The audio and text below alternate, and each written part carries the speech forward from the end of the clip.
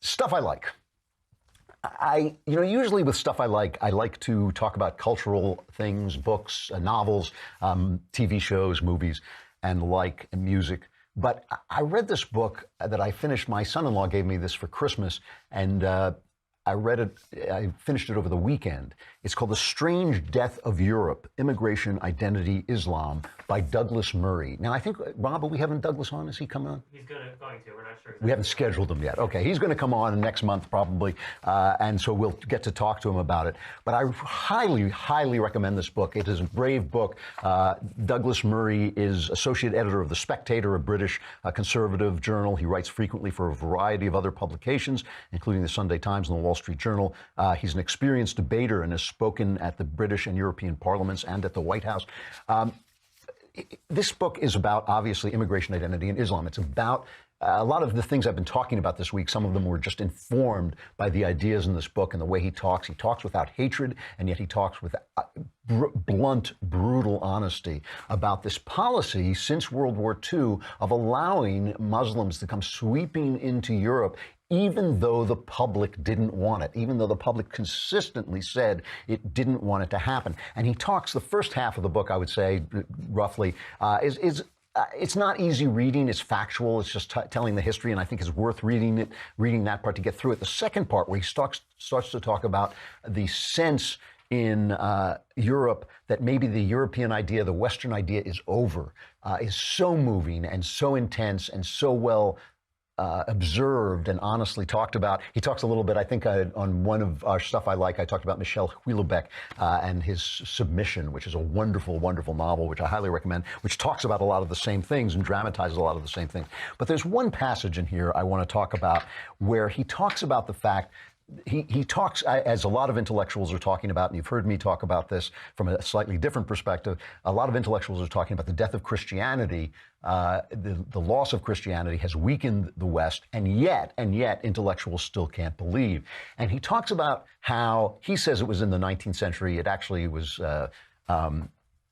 well, I guess it was at the very beginning of the 19th century when the Romantics started to believe that, yes, God might not be there anymore, but art can replace prophecy. And that they called it the transition from the mirror to the lamp. Shakespeare said that art should hold the mirror up to nature. But now the new Romantic artist said, we have a lamp inside us, and we're kind of talking to you and prophesying to you. And it goes back to Plato, really, who said that artists are kind of dumb. You know, we shouldn't listen to artists when they give their Oscar speech, but when they're informed by the muse, they do create a truth through their art. And that was what Plato said about artists. He didn't like artists very much because he said, because they say truthful things when informed by their muse, we tend to trust them to say other things. But when they're talking without their muse, when they're giving their Oscar speech, they're idiots. And I think that was part of it. But he did believe that they were informed by a muse. The Romantics kind of came back to that idea that they weren't holding a mirror up to nature, they were shining a lamp on it and giving us new truths, and that was going to replace the truths of religious revelation and the Bible. And it didn't work. It collapsed,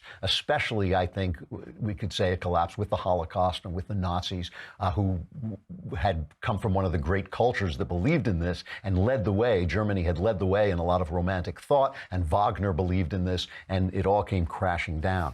And he says, perhaps, I'm reading now from Douglas Murray's The Strange Death of Europe, he says, perhaps it was the realization that art had failed in this way that persuaded so many contemporary artists to stop aiming to connect to any enduring truths and to abandon any attempt to pursue beauty or truth, and instead to simply say to the public, I am down in the mud with you. Certainly there was a point in 20th century Europe when, I folded this over so I could say, when the aim of the artist and the expectation of the public changed. It was evident in the way in which the public approach to art moved from admiration to disdain.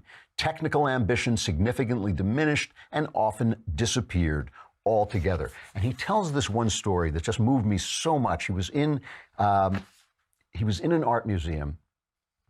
Let me see if I can find this. Once, he says, while wandering somewhat aimlessly and underwhelmed through an art gallery, I heard the strains of Spem in Alium, which is by the famous medieval composer Thomas Tallis. He was a Tudor era composer. He heard the strains of Spem in Alium and made my way towards the sound. Suddenly, I realized another reason why the earlier galleries had been so depopulated. All the other modern art galleries are depopulated. Everyone had migrated toward this sound installation by Janet Cardiff. It consisted of 40 speakers arranged in an oval, and each speaker relayed the voice of a singer in the choir. And in the center, people stood and they were mesmerized. The couples held hands and one pair sat embraced. It was deeply moving, though also striking, that people thought the achievement was Janet Cardiff's, the woman who had set up the speakers, rather than Thomas Tallis's. And he mentions, I mean, it's such a touching idea that this medieval composer spoke to these people, but what they thought was important was the arrangement of the speakers. And Thomas Tallis also, of course, shows up, as Douglas Murray talks about this, he shows up in 50 Shades of Grey. He's mentioned in these books, which are all about, you know, whipping each other and basically sadomasochism. And it's this degradation of this thing. The art that contained these ideas, just like the people who contained these ideas, was not great because of the artist. It was great because of the ideas, the thoughts, the vision that it contained, and the experience of that vision that has been what made Western art so brilliant, so incredibly brilliant, from 1500 to 1914 about. And that really was, it really was a high point of human artistic creation. It was just unbelievable. So we are going to end with Thomas Tallis with his Magnificat, and you can hear a little bit of that. I'm Andrew Klavan. This is The Andrew Klavan Show. The Klavanless weekend begins. Stave it off by binge listening to Another Kingdom, performed by Michael Knowles. And then if you survive the rest of it, we'll be here on Monday. Here is Thomas Tallis and the Magnificat. Magnificat, anima mea Dominum.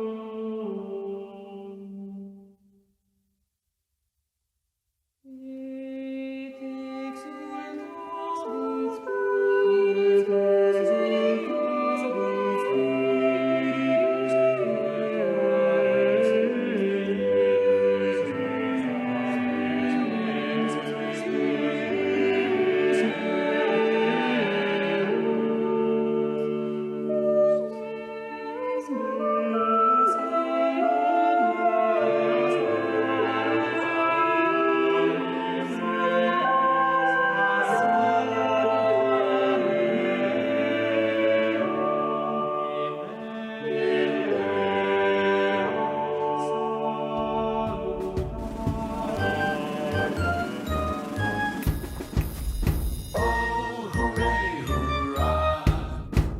The Andrew Klavan Show is produced by Robert Sterling. Executive producer, Jeremy Boring. Senior producer, Jonathan Hay. Our supervising producer is Mathis Glover. Technical producer, Austin Stevens. Edited by Alex Zingaro. Audio is mixed by Mike Cormina. Hair and makeup is by Jesua Alvera. And our animations are by Cynthia Angulo and Jacob Jackson. The Andrew Klavan Show is a Daily Wire Forward Publishing production. Copyright Forward Publishing 2018.